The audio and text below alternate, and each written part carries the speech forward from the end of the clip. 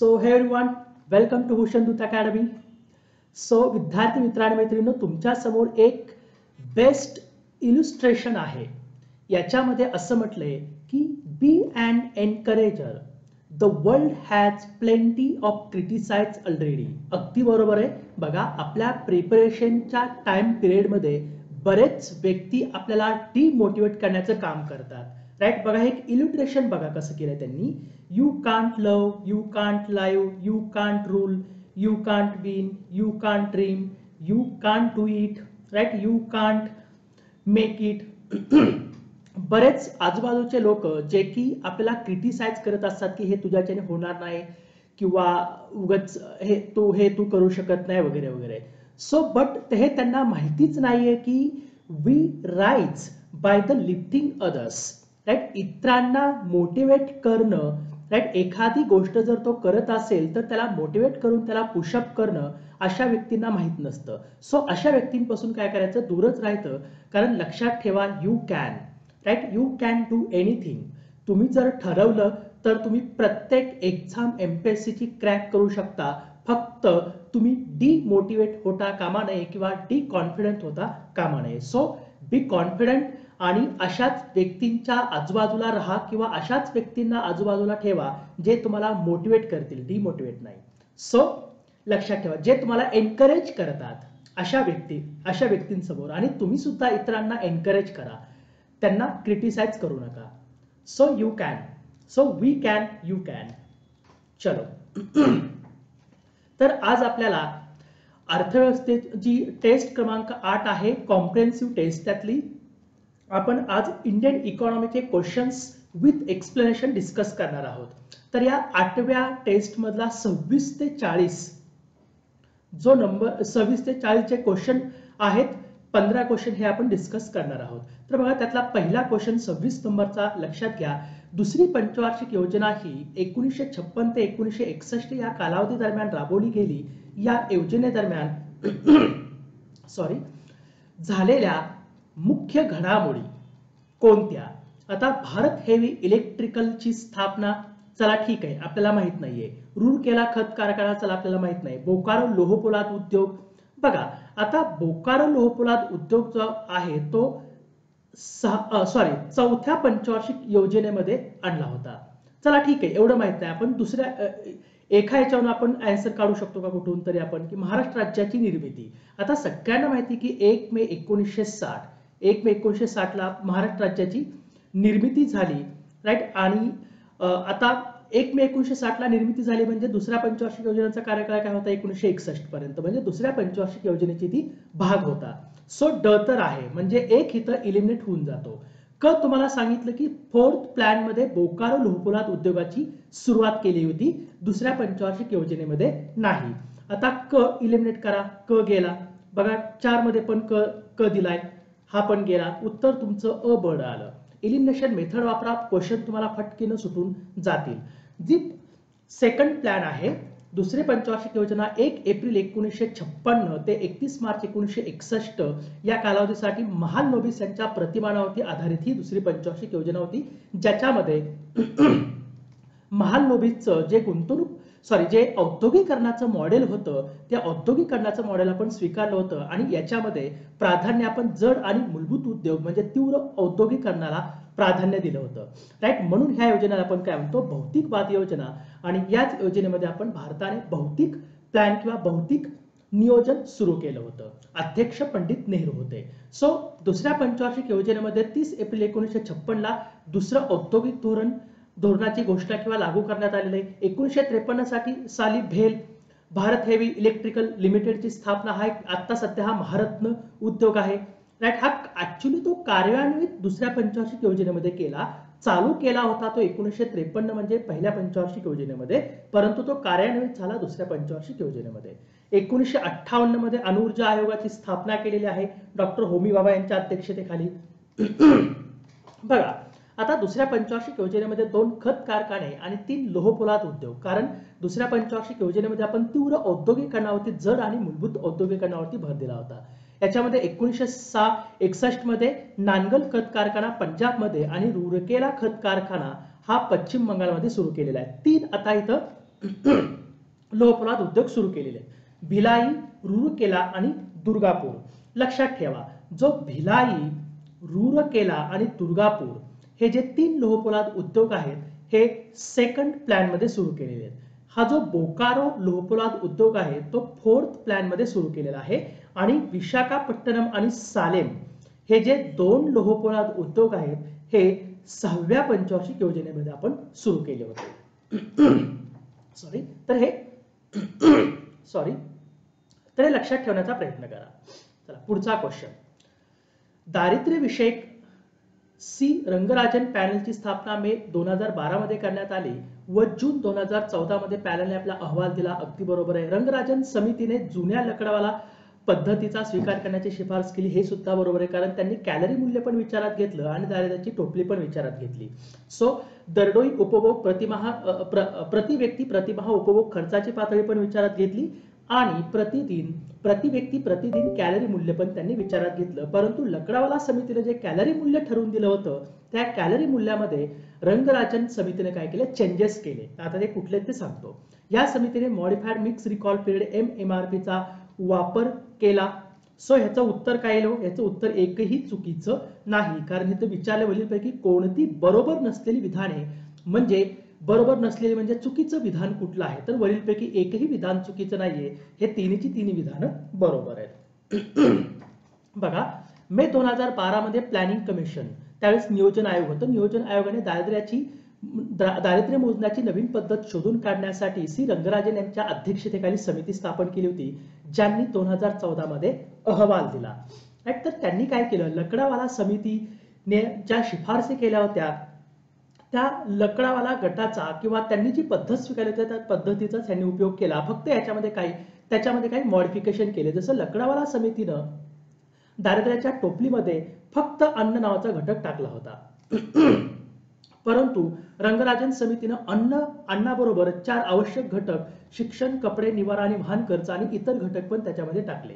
याच्यासाठी त्यांनी काय केलं, आकडेवारी विचारात घेताना NSSOच्या 68व्या पाहणीचा किंवा सर्वेचा वापर केला। 68व्या सर्वेचा वापर म्हणजे 68व्या सर्वेमध्ये NSSOने काय केलं होतं, MMRP पद्धत मोजली होती। तर या MMRP पद्धतीचाच रंगराजन समितीने उपयोग केला। याच्यामध्ये काय केलं जातं, याच्यामध्ये MRP प्लस URP प्लस हे केलं जातं, म्हणजे एका कुटुंबातील प्रत्येक व्यक्तीचा प्रतिमाह खर्च प्लस वर्षभरातून लागणाऱ्या 5 वस्तूंच्या म्हणजे कपडे, चप्पल, टिकाऊ वस्तू, शिक्षण, आरोग्य यांच्यावरील उपभोगाचा खर्च आणि 7 दिवसात लागणाऱ्या तेल, अंडी, मांस यांच्या वस्तूंवरील खर्च या MMRP पद्धतीमध्ये विचारात घेतला जातो।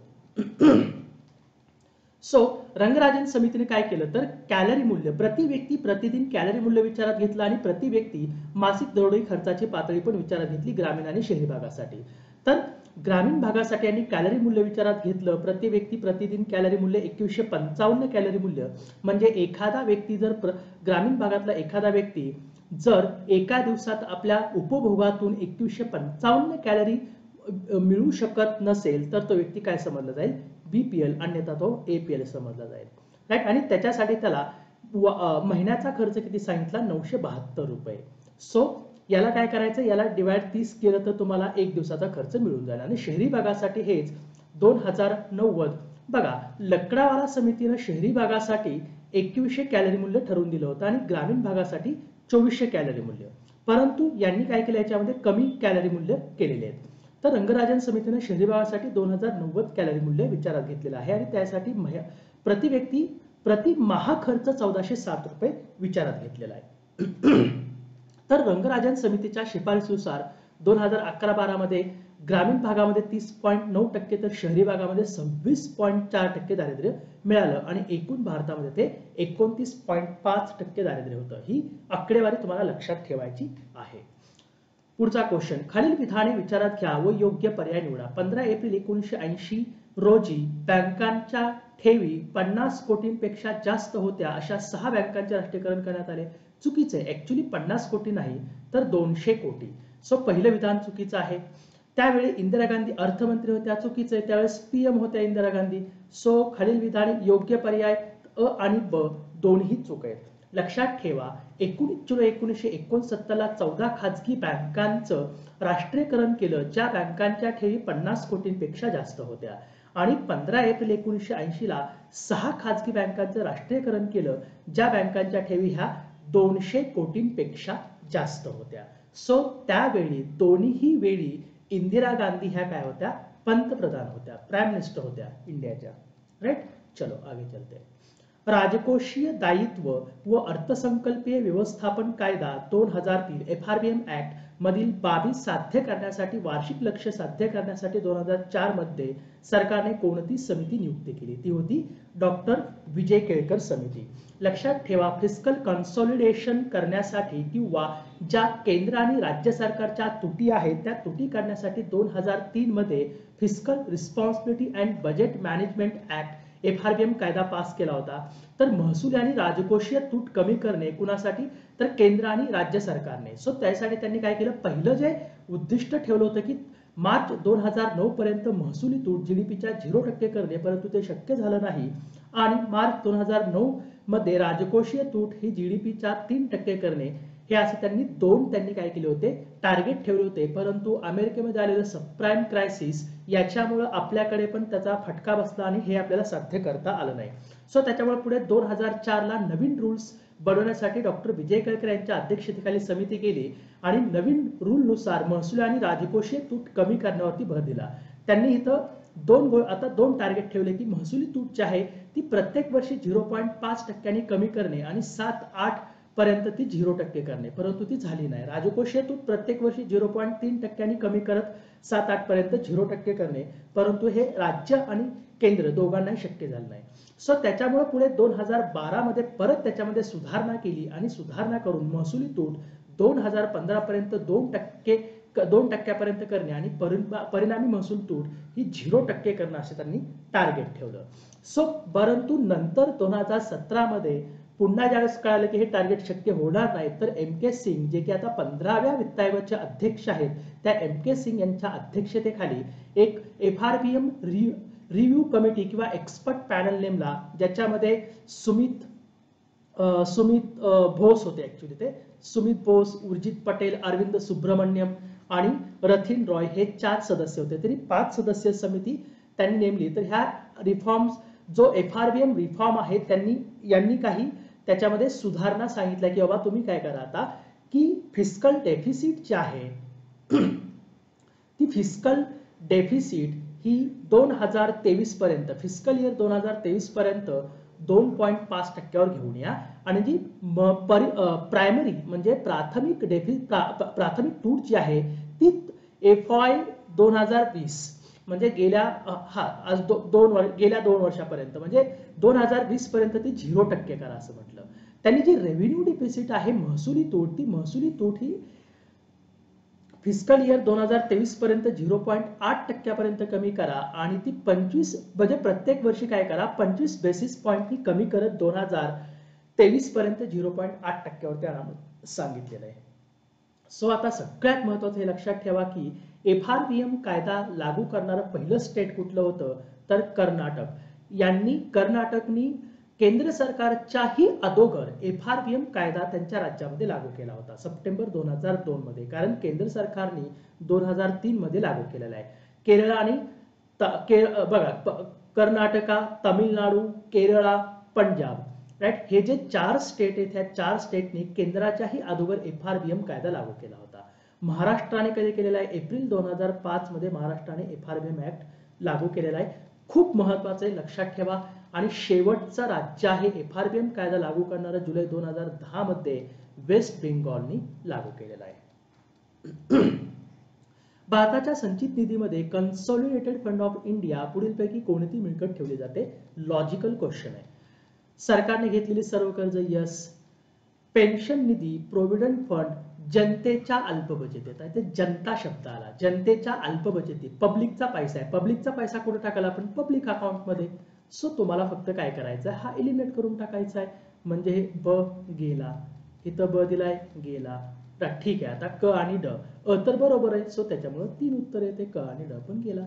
सो सरकारने बघा, लक्षात ठेवा, सरकारची जी भांडवली आणि महसुली जमा असते ती पूर्णपणे कन्सॉलिडेटेड फंड ऑफ इंडिया म्हणजे CFI मध्ये जमा होते. सर्व प्रकारच्या महसूल आणि भांडवली जमा 266(1) अंतर्गत भारताचा संचित निधीची स्थापना केलेली आहे. सो जो पब्लिक अकाउंट आहे भारताचा सार्वजनिक अकाउंट जे आहे ते 266(2) नुसार त्याची तरतूद केलेली घटनेच्या, ज्याच्यामध्ये राष्ट्रीय अल्पबचती निधी, राष्ट्रीय अल्पबचत पत्र असेल, किसान विकास पत्र असेल, इंदिरा विकास पत्रातून मिळालेला पैसा असेल, भविष्य निर्वाह निधी असेल, दॅट जनतेने जे खरेदी केलेल्या अल्पबचती असतील, त्या सगळा जो आहे तो सगळा निधी ह्या पब्लिक अकाउंट मध्ये जातो. आणि भारताचा आकस्मिक निधी एक तिसरा एक फंड असतो, कंटिंजन्सी फंड ऑफ इंडिया, जो की 266 अंतर्गत स्थापन केला जातो. राईट, तो स्थापन करण्याचा अधिकार संसदेला आहे. कशासाठी? तर एखाद्या आकस्मिक खर्चासाठी राष्ट्रपती हे स्थापन करतात, ज्याच्यामध्ये 500 कोटी ठेवलेला असतो 1950च्या कायद्यानुसार. म्हणजे अचानक कुठं समजा पूर आला, अचानक कुठं भूकंप झाला, अचानक कुठं काहीतरी घडलं, तर अशा आकस्मिक कारणासाठी पटकीनं म्हणजे संसदेची मान्यता न घेता पटकीनं त्यातला पैसा तिथं खर्च करता येतो. हा राष्ट्रपतींच्या अंतर्गत आकस्मिक निधी ठेवला जातो 500 कोटींचा. Merit good. आता लक्षात घ्या, मेरिट गुड काय असतं? मेरिट गुड म्हणजे काय की ज्याची किंमत वाढत जाते. आता समजा तुमच्याकडे बाईक आहे, त्या तुम्ही आज बाईक घेतली 1 लाख रुपयाला, तुम्ही समजा 2 वर्षांनी ती बाईक विकायचं ठरवलं, तर तुम्हाला 1 लाखाचे 1.5 लाख मिळणार आहेत का? नाहीये. मेरिट गुड नाहीये ते. जसं जसं ते जुनं होत जातं, तुमची कार असेल, तुमची बाईक असेल, जसं जसं जुनं होत जातं, राईट, तशी तशी त्याची किंमत कमी होत जाते. मेरिट गुड म्हणजे काय? जसं जसं एखादी वस्तू जुनी होत जाईल तशी त्याची किंमत वाढते. जसं की तुमचं घर असेल, एखादी पेंटिंग असेल, राईट, तर त्यांच्या किमती भविष्यामध्ये वाढतातच. तर ते मेरिट गुड्स असतात. खालील मेरिट गुड किंवा निकष गुणसूत्रवत खालीलपैकी बरोबर नसलेलं विधान निवडायला सांगितलंय. या वस्तू खाजगी तसेच सार्वजनिक क्षेत्र पुरवतात. बरोबर पुरवतात. या वस्तूंच्या सार्वजनिक क्षेत्र, खाजगी क्षेत्र, आता तुम्ही एखादा फ्लॅट घेतला, खाजगी क्षेत्रातून खाजगी कंपनीकडून एखादा फ्लॅट विकत घेतला, पुरवतात ते. या वस्तूंच्या पुरवठ्याचा सीमांत खर्च जास्त असतो. यस, अगदी बरोबर आहे. प्रतिस्पर्धी अस्तित्वात नसतात. कुठल्याच गोष्टीसाठी प्रत्येक गोष्टीसाठी आपल्याकडे कॉम्पिटिटर्स आहेत. सो याच्यासाठी सुद्धा असणारे समजा उद्या तुमच्याकडे समजा एखादी विजय मल्ल्याची मालमत्ता आहे. समजा विजय मल्ल्याची मालमत्ता त्यांनी विकायला काढली बँकेने, SBI ने, तर मग तिथे काय एकच व्यक्ती येणार आहे का त्याचा लिलाव करण्यासाठी? नाही, अनेक व्यक्ती येणार आहेत. किंवा समजा मोनालिसाचं जे पेंटिंग आहे, ते मोनालिसाचं पेंटिंग हे उद्या विकायला काढलं, तर त्यासाठी म्हणजे त्याच्या बोलीसाठी एकच व्यक्ती येणार का? नाही, तिथं 5-6 व्यक्ती येणार आहेत. सो प्रतिस्पर्धी प्रत्येक ठिकाणी असतात, आपल्याकडे पण आहेत, सगळीकडेच आहेत. सो त्याच्यामुळे 3 तर चुकीचं आहे. या वस्तू मोबदला देणाऱ्याला मिळतात. बरोबर आहे, या वस्तू मोबदला देणाऱ्यालाच मिळतात. अगदी बरोबर आहे, मेरिट गुड. सो बघा, लॉजिकल क्वेश्चन आहे आणि थिंकिंग बेस्ड क्वेश्चन आहे आणि बेसिक क्वेश्चन आहे. याच्यासाठी वेगळ्या अभ्यासाची आवश्यकता नसते अशा क्वेश्चनसाठी. 2013 साली केंद्र सरकारने खालीलपैकी कोणाच्या अध्यक्षतेखाली कर प्रशासन आयोग होते पार्थ सारथी शौम, ज्यांचा अहवाल मोदी सरकारने म्हणजे बाहेर काढलेला नाहीये.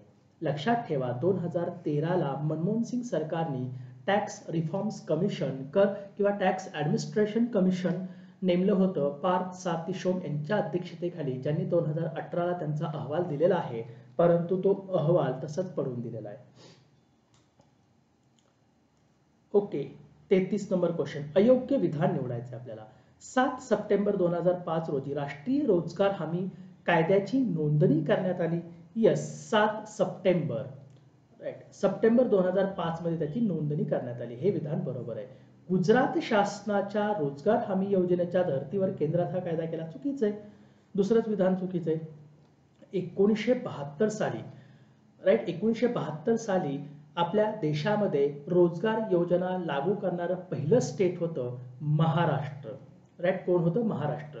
आणि महाराष्ट्राच्या रोजगार हमी योजनेच्या धर्तीवरच केंद्र सरकारने 2005 मध्ये राष्ट्रीय रोजगार हमी योजना लागू केलेली आहे 6 पासून, राईट, 2005 ला कायदा करून. त्याच्यामुळे 2 चुकीचं आहे.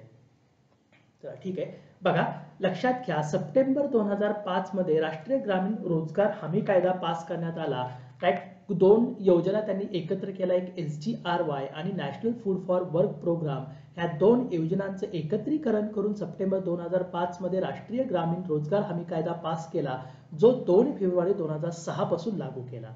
म्हणजे जी राष्ट्रीय ग्रामीण रोजगार हमी योजना आहे ती 2 फेब्रुवारी 2006 पासून सुरू केली, ज्याला पुढे महात्मा गांधींचं नाव 2 ऑक्टोबर 2009 मध्ये दिलं आणि त्याचं नरेगाचं MG नरेगा झालं, महात्मा गांधी रोजगार हमी योजना. याच्या अंतर्गत काय केलं जातं की 100 दिवसांचा गॅरंटेड एम्प्लॉयमेंट राईट एका हाऊसहोल्ड्सला दिला जातो आणि तो गावापासून 5 किलोमीटरच्या आत द्यावा लागतो. म्हणजे त्यांनी नोंदणी केल्यापासून ग्रामपंचायतमध्ये नोंदणी केल्यापासून 15 दिवसांच्या आत 5 किलोमीटरच्या आत त्याला काय करावं लागतं, काम द्यावं लागतं. नाही दिलं तर त्याला बेरोजगार भत्ता द्यावा लागतो किंवा 5 किलोमीटरपेक्षा दूर ते काम असेल तर त्याला एक्स्ट्रा अलाउन्सेस द्यावे लागतात. आणि या योजनेमध्ये 33% वुमन्ससाठी रिझर्वेशन सुद्धा ठेवलेलं आहे. याचं सोशल ऑडिट केलं जातं ते ग्रामपंचायतीकडून, ग्रामपंचायतीकडून. 1991च्या औद्योगिक धोरणाद्वारे खालीलपैकी कोणता धोरणात्मक निर्णय घेण्यात आला नाही. लक्षात ठेवा 1991 साली आपल्याकडे व्यवहार तोलाचं संकट आलं होतं. या व्यवहार तोलाच्या संकटातून बाहेर पडण्यासाठी आपण बरंच सोनं हे बँक ऑफ म्हणजे IMF कडे आपण गहाण ठेवलं होतं. परंतु IMF ने आपल्यावरती काही स्ट्रक्चरल रिफॉर्म्स आपल्याला सुचवले होते. संरचनात्मक उपाय कोणी सुचवले? IMF ने, इंटरनॅशनल मॉनिटरी फंडनी. सो या स्ट्रक्चरल रिफॉर्म्स मध्ये आपण काय केलं, नंतर जुलै बघा आपण जो नवीन औद्योगिक आपल्याला या व्यवहार तोलाच्या संकटातून बाहेर पडण्यासाठी मनमोहन सिंगने नवीन औद्योगिक धोरण बनवलं होतं. तर या नवीन औद्योगिक धोरण जे होतं ते 24 जुलै 1991 रोजी ते लागू केलं होतं. तर याच्यामध्ये औद्योगिक परवाना पद्धती रद्द करण्यात आली होती. राईट, म्हणजे आपण काय केलं होतं, 8व्या पंचवार्षिक योजनेमध्ये हे औद्योगिक धोरण आणलं होतं आणि 8व्या पंचवार्षिक योजनेमध्ये आपण जे भारताचं आदेशात्मक नियोजन होतं ते आदेशात्मक नियोजन आपण संपवून सूचनात्मक नियोजनाला सुरुवात केली होती. राईट, इकॉनॉमीला आपण आता ढिलं सोडलं होतं. सो त्याच्यामुळे हे तर बरोबर आहे. लघु उद्योग क्षेत्राचं आरक्षण वाढवण्यात आलं नाही, लघु उद्योग क्षेत्रामध्ये जे आरक्षण देण्यात आलं ते कमी करण्यात आलं होतं. 2 चुकीचं आहे. खाजगीकरण आणि निर्गुंतवणूक धोरण लागू करण्यात आले, अगदी बरोबर आहे. सार्वजनिक क्षेत्राची भूमिका कमी करण्यात आली, यस. सार्वजनिक क्षेत्राची भूमिका कमी करून तिथे खाजगी क्षेत्राची भूमिका आपण वाढवली. आपण या 8व्या पंचवार्षिक योजनेमध्ये LPG, लिबरलायझेशन, प्रायव्हेटायझेशन आणि ग्लोबलायझेशन उखाजा धोरण आपण स्वीकारलं होतं. आपल्या इकॉनॉमीला आपण लिबरलाइज केलं होतं, प्रायव्हेटायझ केलं होतं आणि ग्लोबलाइज केलं होतं. म्हणजे ग्लोबल साठी आपण आपली इकॉनॉमी ओपन केली होती. त्याच्यातूनच आपण नंतर हळूहळू बाहेर पडलो या व्यवहार तोलाच्या संकटामधून. चलनवाढीवर नियंत्रण ठेवण्यासाठीचे खालीलपैकी कोणते उपाय राजकोषीय उपाय आहेत? राईट, तर सार्वजनिक कर्ज, यस, हा राजकोषीय उपाय आहे. चलन वाढ झालीये. आता विचार करा, चलन वाढ झालीये म्हणजे मार्केटमध्ये जास्त पैसा आलाय, तुमच्या माझ्या हातामध्ये जास्त पैसा आलाय, आपण जास्त गोष्टी खरेदी करायला चाललोय आणि मार्केटमध्ये जास्त मागणी वाढल्यामुळे चलन वाढ झालेली आहे. सो आता तो मार्केटमधला पैसा थोडा काढून घ्यायचा आहे. काढून घेण्यासाठी मग काय करेल, तर शासन काय करेल की त्यांच्याकडे बॉन्ड्स असतील किंवा गव्हर्नमेंट सिक्युरिटीज असतील ते विकतील आणि पैसा काढून घेतील, सार्वजनिक कर्ज उभा करतील, जेणेकरून चलनवाढ आटोक्यात येईल. म्हणजे अ बरोबर आहे. आता इथं अ दिलेलं नाही, चला गेला हा, इथं पण अ दिलेलं नाही, गेला. प्रत्यक्ष करांमध्ये वाढ, यस, अगदी बरोबर आहे. प्रत्यक्ष करांमध्ये जर वाढ केली तर तुमच्या समजा इन्कम टॅक्स आहे, इन्कम टॅक्स मधला म्हणजे करामध्ये वाढ केली तर जास्तीत जास्त आपल्याला कर द्यावा लागेल, त्याच्यामुळे पैसा जास्त गव्हर्नमेंटकडे येईल आणि चलनवाढीवर नियंत्रण येऊ शकतं. म्हणजे ब ही बरोबर आहे. तर अ ब इथं दिलाय, इथं पण अ ब दिलाय, ठीक आहे. अधिक किमतीच्या नोटा चलनातून काढून टाकणे चुकीचं आहे, हा पर्याय कधीच असू शकत नाही. डिमॉनिटायझेशन करणं, राईट, चुकीचं आहे. क तर गेला. तुटीचे अंदाजपत्रक मांडणे, तुटीचं अंदाजपत्रक आपण कधी मांडतो, ज्यावेळेस आपल्याला जास्त खर्च करायचा असतो. जास्त खर्च जर गव्हर्नमेंट करत असेल तर चलनवाढ आणखी होणार आहे. सो ड पण चुकीचा आहे. मग म्हणजे अ आणि ब फक्त बरोबर आहे. लक्षात घ्या, आपण चलनवाढीवर राजकोषीय उपाय धोरणात्मक उपाय कुठले राबवतो, तर महसुली तूट कमी करणे किंवा राजकोषीय तूट कमी करण्यावरती आपण भर देतो, उत्पन्न वाढवण्यावरती भर देतो आणि खर्च कमी करण्यावरती भर देतो. खर्च जर शासनाने कमी केला वेगवेगळ्या योजनांवरचा तर मार्केटमध्ये जास्त पैसा येणार नाही आणि त्याच्यामुळे चलनवाढ आटोक्यात येईल. अनुदान कमी करणं, सबसिडी कमी करणं हे राजकोषीय उपाय आहेत. राईट, चलनविषयक उपाय कुठले, जे RBI राबवते, कडक पैशाचं धोरण असेल, सरकारी कर्ज रोख्यांची विक्री असेल, RBI जे रेट्स असतात, राईट, गुणात्मक आणि संख्यात्मक दर ते वाढवायचे, रेशिओ वगैरे. तर हे चलन विषयक म्हणजे आरबीआय कडून राबवले जाणार. राजकोषीय म्हणजे गव्हर्नमेंट ऑफ इंडिया कडून, राईट, हे लक्षात ठेवा. सी रंगराजन हे 12व्या वित्त आयोगाचे अध्यक्ष होते. आपल्याला काय विचारले वरीलपैकी बरोबर नसलेल्या विधानांचा पर्याय निवडा. चुकीचं विधान हे बरोबर आहे. 12व्या वित्त आयोगाचे अध्यक्ष होते. या आयोगाची स्थापना 2003 मध्ये करण्यात आली. तर शिफारसींचा कालावधी 5 ते 2010 होता. बरोबर आहे. या अ आणि ब तर बरोबर आहे. ब म्हणजे उत्तर तुमचं 4 येते. केवळ क चुकीचं. या आयोगाने केंद्रीय विभाजन योग्य कर उत्पन्नातील 32% वाटा नाही, 32 नाही, ऍक्च्युली 30.5% वाटा राज्यांना द्या म्हणून सांगितलं होतं. लक्षात घ्या, जो 12वा वित्त आयोग आहे त्या 12व्या वित्त आयोगामध्ये 12 वित्त आयोगाचे अध्यक्ष होते C Rangarajan, doctor C Rangarajan. 2003 ला स्थापना केला होता.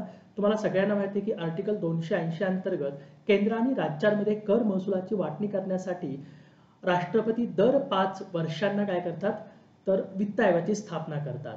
तर या 12 वित्त आयोगाचा कार्यकाळ होता 2005 ते 2010. यांनी सांगितलं होतं की केंद्रीय करातील जो राज्याला द्यायचा वाटा आहे तो 30.5% द्या आणि जो करेत्तर महसुलातील वाटा आहे तो 7.5% द्या. नंतर पुढे जे 13वा वित्त आयोग आला विजय केळकर यांच्या अध्यक्षतेखालचा, यांनी तो वाटा काय केला 32%वरती आणला. 30.5%वरून 32% द्या म्हणून सांगितलं. 14वा वित्त आयोग जो आहे तर 14 वित्त आयोगाने डायरेक्ट 10% वाटा वाढवला वाय व्ही रेड्डी यांनी, आणि त्यांनी सांगितलं की केंद्रीय कर महसुलातील 42% वाटा राज्यांमध्ये वाटप करा.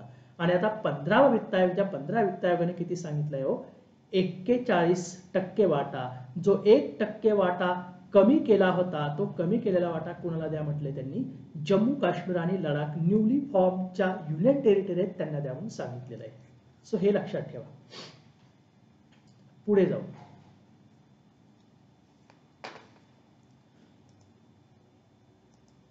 ओके, तर बघा 34 नंबर क्वेश्चन. योग्य पर्याय निवडा. सीमा कर हा भारतात आयात केलेल्या किंवा भारतातून निर्यात केलेल्या वस्तूवर आकारला जाणारा प्रत्यक्ष कर आहे. प्रत्यक्ष नाही हो, सीमा कर हा अप्रत्यक्ष कर आहे, त्याच्यामुळे तर चुकीचं आहे. 88वी घटनादुरुस्ती 2003 ने सेवा कर विषय 7व्या अनुसूचीतील राज्य सूचित नाही, ऍक्च्युली सेवा कर जो विषय होता तो केंद्र सूचित होता. केंद्र सूचीतील 92C क्रमांकाचा विषय नंतर त्यांनी काय केलं म्हणून टाकण्यात आला होता. सो त्याच्यामुळे दोन्ही अ आणि ब दोन्ही चुकीचे आहे. बघा शब्द आपल्याला बऱ्याच वेळा चुकवतात. सो अ आणि ब दोन्हीही इथं चुकीचे आहेत. लक्षात ठेवा. बघा केंद्राचे अप्रत्यक्ष कर जर बघितले इनडायरेक्ट टॅक्सेस युनियनचे, तर त्याच्यामध्ये सीमा शुल्क, त्याच्यामध्ये मूळ सीमा basic custom duty, additional custom duty आणि स्पेशल ऍडिशनल कस्टम ड्युटी येतात, जो की केंद्र शासनाचे अप्रत्यक्ष कर आहे जे की आयात निर्यातीवरती लावले जातात. आता तुम्हाला इथं मी रेड आणि याच्या ग्रीन मध्ये बॉक्सेस दिलेले. जे ग्रीन बॉक्सेस आहेत ते सध्या जीएसटी अंतर्गत आलेले नाहीयेत, परंतु जे रेड बॉक्सेस आहेत हे रेड बॉक्सेस हे सगळे जीएसटी अंतर्गत गेलेले आहे. तर कस्टम ड्युटी मध्ये सीमा शुल्कामध्ये जी मूळ सीमा शुल्क आहे बेसिक कस्टम ड्युटी ही जीएसटीच्या बाहेर ठेवलेली आहे. बाकी मग केंद्र शासनाचे सर्व्हिस टॅक्स असेल किंवा केंद्रीय विक्री कर असेल, राईट, नंतर ऍडिशनल किंवा काउंटरवेलिंग ड्युटी असेल किंवा स्पेशल ऍडिशनल काउंटरवेलिंग ड्युटी असेल, हे जीएसटी अंतर्गत गेलेले आहे. सेवा कर तुम्हाला माहिती आहे की 88व्या घटना दुरुस्ती कायद्याने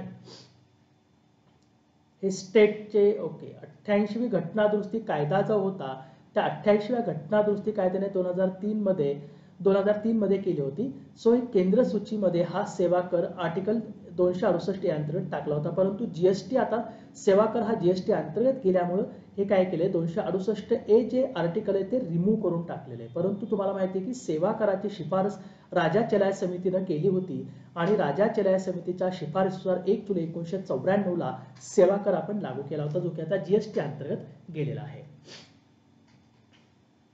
सो आणखी इनडायरेक्ट टॅक्सेस कुठले आहेत? अप्रत्यक्ष कर केंद्र सरकारचे आता एक्साइज ड्युटी आहे, उत्पादन शुल्क, राईट. उत्पादन शुल्क जे आहे ते उत्पादन शुल्कामध्ये पेट्रोलियम आणि टोबॅको याच्यावर बघा, पेट्रोलियमवरती जीएसटी लावला जात नाही, त्याच्यावर एक्साइज आणि स्टेटचा वॅट लावला जातो. टोबॅको जो आहे तो टोबॅकोवरती जीएसटी प्लस एक्साइज दोन्ही लावले जातात. सो म्हणजे टोबॅको आणि पेट्रोलियम हे फक्त बाहेर ठेवलेले आहेत, बाकी अल्कोहोल, नार्कोटिक्स हे सगळं काय केलं जीएसटी अंतर्गत आणलेलं आहे. आता हे स्टेटचे अप्रत्यक्ष कर आहेत. वीज कर, पेट्रोलियम ट्रान्समिशन डिस्ट्रीब्युशन सेल हे जीएसटीच्या बाहेर ठेवलेले आहेत आणि बाकी तुम्हाला हे काय सगळे दिसतायत ना हे की हे सगळे रेड हे स्टेटचे अप्रत्यक्ष कर हे सगळे जीएसटी अंतर्गत गेलेले आहेत. लक्षात ठेवण्याचा प्रयत्न करा. एकदा तुम्ही याचा स्क्रीनशॉट घ्या, ते वाचा, म्हणजे कधी तुम्हाला विचारलं की खालीलपैकी कोणते अप्रत्यक्ष कर हे राज्य सरकारच्या अंतर्गत येत होते किंवा येतात. पुढे जाऊ. खालील विधाने विचारात घ्या व योग्य पर्याय निवडा. 1994 ते 95 1994-95च्या अर्थसंकल्पात तत्कालीन वित्तमंत्री डॉक्टर मनमोहन सिंग यांनी रुपया चालू खात्यावर पूर्ण परिवर्तनीय करण्याची घोषणा केली. हे बरोबर आहे. रुपया चालू खात्यावर परिवर्तनीय करण्याबाबत शिफारसी करण्यासाठी एस तारोपार समिती स्थापन करण्यात आली होती. चुकीचे आहे. एस तारोपार समिती आहे ती भांडवली खात्यावर रुपया परिवर्तनीय करावा की नाही यासाठी स्थापन केली गेली होती, चालू खात्यावरती नाही. म्हणजे ब चुकीचा, केवळ अयोग्य आहे. लक्षात ठेवा, 1 मार्च 1992 ला भारताने दुहेरी विनिमय दर आपण चालू खात्यावरती ठरवला. चालू खात्यावरती 40% बाजार दराने आणि 60% बाजार दराने आणि 40% शासकीय दराने. रुपयाची परिवर्तनीय म्हणजे काय? रुपयाचे इतर चलनात किंवा इतर चलनाची रुपयामध्ये कन्व्हर्जन करणे, कन्व्हर्टिबिलिटी असते. राईट. 1993-94 पासून रुपया पूर्ण खात्यावरती परिवर्तनीय करण्यात आला. मार्च 1994 मध्ये रुपया पूर्ण चालू खात्यावरती काय केला त्यांनी? आधी व्यापारी खात्यावर काय त्यांनी परिवर्तनीय केला, नंतर चालू खाते. व्यापारी आणि चालू दोन्ही खात्यावरती परिवर्तनीय आहे.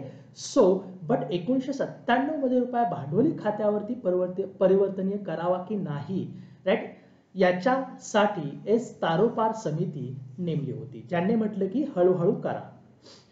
आणखी एक समिती होती पारसी मिस्त्री समिती 2005-06 मुंबईला आंतरराष्ट्रीय दर्जाचं आर्थिक केंद्र बनवता येईल का याच्यावरती ती बसवली होती. यांनी सुद्धा एक शिफारस केली महत्वाची, ती म्हणजे 2008 अखेरपर्यंत रुपया भांडवली खात्यावरती पूर्ण परिवर्तनीय करावा. परंतु आणखीही रुपया भांडवली खात्यावरती परिवर्तनीय करण्यात आलेला नाहीये. आता पण तो चालू खात्याच्या व्यापार आणि चालू खात्यावरती तो परिवर्तनीय आहे, परंतु भांडवली खात्यावरती आणखी रुपया परिवर्तनीय केलेला नाही. ओके. खालीलपैकी कोणती रिझर्व्ह बँक ऑफ इंडियाची परंपरागत कार्य आहेत? परंपरागत विचारलंय. सरकारची बँक, यस परंपरागत आहे. पतनियंत्रण करणे परंपरागत आहे. बँकांना परवाना देणे. आता बँकांना परवाना देणे ही बँक बघा, रिझर्व्ह बँक ऑफ इंडियाचे एक मध्यवर्ती कार्य आहे, बँकर्स बँक. बँकर्स बँक म्हणजे बँकांची बँक. बँकर्स बँक म्हणून ज्यावेळेस ती कार्य करते तिचं परंपरागत कार्य आहे. परंतु बँकर्स बँक अंतर्गत बँकांना ती परवाना देण्याचं काम करते, हे तिचं परंपरागत कार्य नाहीये. म्हणजे क गेला, इथं क गेला, याच्यामध्ये क दिलेला आहे, याच्यामध्ये क दिलेला आहे, उत्तर तुमचं अबडही आलं. राईट. सो विनिमय दर स्थिर राखणे, परकीय चलन साठ्याचा सांभाळ करणे, हे सगळे तिचे परंपरागत कार्य आहेत. आरबीआयची कार्य कुठले? सगळ्यात महत्वाचं चलनविषयक धोरणाची अंमलबजावणी करणं. अगोदर आरबीआय स्वतः चलनविषयक धोरण ठरवायचं, परंतु तुम्हाला माहिती आहे की 2016 मध्ये जी मॉनिटरी पॉलिसी कमिटी आली, राईट, ह्या मॉनिटरी पॉलिसी कमिटी 2017 पासून लागू करण्यात आली आणि 2017 पासून मॉनिटरी पॉलिसी कमिटी काय करते? चलनविषयक धोरण ठरवते आणि ते जे धोरण असतं ते धोरण आरबीआयवरती बंधनकारक असतं, ते त्याची अंमलबजावणी करणं. नंतर सरकारची बँक म्हणून काम करते, सरकारची सगळी कर्ज देणं घेणं हे सगळ्या गोष्टी बघते. नंतर बँकांची बँक म्हणून काम करताना बँकांना परवाना देणे वगैरे वगैरे सगळं काम करते, राईट. बँकांची ती बँका डुबत असतील तर त्यांना वाचवण्याचं काम करते. चलन प्रचालक म्हणून काम करते. चलन प्रचालक म्हणजे काय? तुम्हाला माहिती आहे की 1 रुपयाची नोट व 1 रुपयाची नोट आणि जे नाणी असतात ती नाणी कोण पाडतं? तर गव्हर्नमेंट ऑफ इंडिया, राईट. परंतु ते चलनात आणण्याचं काम कोण करतं? आरबीआय करतं. ते चलनात आणण्याचं काम आरबीआय करतं. आणि ज्या बाकी नोटा आहेत, आरबीआय स्वतः ज्या नोटा छापते ते सगळं चलनात आणण्याचं काम सुद्धा कोण करतं? आरबीआय करतं, म्हणजे चलन प्रचालक. नंतर देशी व निरसन यंत्रणा, बँकांमधील निरसन यंत्रणा करते. नंतर परकीय चलनाची व्यवस्थापक आहे, आर्थिक स्थिर राखण्याचं काम करते. बँकिंग व्यवस्थेची नियंत्रक म्हणून काम करते, राईट. बँकिंग व्यवस्थेला परवाना देणे, एखादी बँक डुबायला लागली तर तिला वाचवणे वगैरे वगैरे.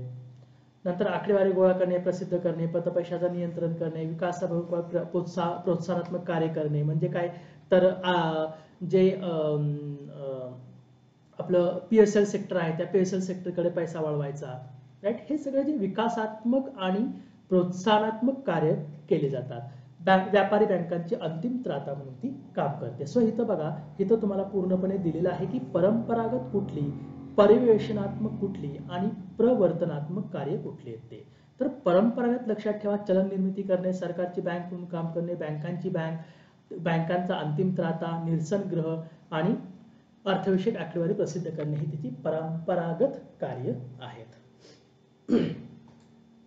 Okay, last question, the last question. Okay, अर्थव्यवस्थेच्या चतुर्थक श्रेणीमध्ये खालीलपैकी कशाचा समावेश होतो? ओके, जे आता जंगल संपत्ती, खनिज उत्पादने, आता हे तर काय द्वितीय क्षेत्र आहे, खनिज उत्पादन वगैरे. व्यापार वाहतूक हे द्वितीय क्षेत्र आहे, राईट. दळणवळण, व्यावसायिक सेवा. ओके, सेवा, सॉरी, हे सेवा जे आहेत ते टर्शरी आहे, तृतीय. सर्वोच्च स्तरीय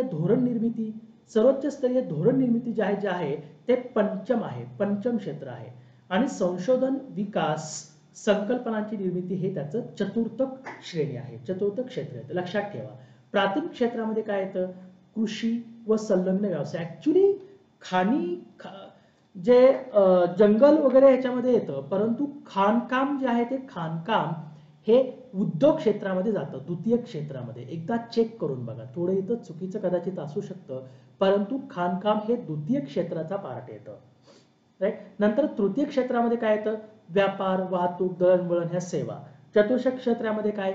तर या क्षेत्रात उच्च बौद्धिक क्षमतेचा वापर ज्या व्यवसायांमध्ये करण्यात येतो, संशोधन विकास आणि थिंकिंग वगैरे वगैरे. आणि पंचम क्षेत्र जे असतं, ज्याच्यामध्ये जे सरकार, विद्यापीठे, प्रसार माध्यमे असतील किंवा सर्वोच्च स्तरीय धोरण निर्मिती असेल, हे सगळं पंचम क्षेत्रामध्ये येतं. इव्हन चतुर्थ क्षेत्रामध्ये डॉक्टरांनी दिलेली सेवा सुद्धा चतुर्थ क्षेत्रामध्ये येते, उच्च सेवा. सो होप यू की तुम्हाला हे सगळे क्वेश्चन्स आणि त्याचं एक्सप्लेनेशन व्यवस्थित समजलेलं असेल. कोणाला काही शंका कुशंका असेल तर तुम्ही खाली कमेंट सेक्शनमध्ये तसं मेन्शन करू शकता. आणि दुसरं म्हणजे तुमच्या मित्रमैत्रिणींना काय करा, हे लेक्चर्स शेअर करा, जेणेकरून त्यांनाही फायदा होईल. मगाशी तुम्हाला सांगितलं की we rise by lifting others, right. So be a encourager, don't criticize others. चलो, bye bye, thank you, have great day.